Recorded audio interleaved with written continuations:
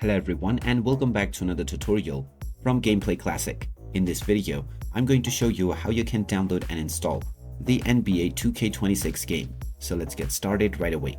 First of all, open up the Steam application on your device, and once you are taken into the store page, you can click on the search box and now just type in NBA 2K26 to begin your search. Once you find the game, you can click on it, and this will take you into the game page where you can check out the trailer as well as the reviews. Scroll down and click on the Add to Cart button alongside the bundle or edition that you would like to purchase. You can then click on View My Card to continue towards your payment. Now you can use your Steam Wallet balance or one of the payment methods from the drop-down menu. After choosing your payment method, just fill up all of your credentials, and as soon as you complete your transaction, the game will be added to your library. You can then complete the installation of the game by choosing your directory in just a few clicks. And once the installation is completed, you can start enjoying the NBA 2K26 game on your PC. So there you have it. That is how easy it is to download and install the NBA 2K26 game on your PC.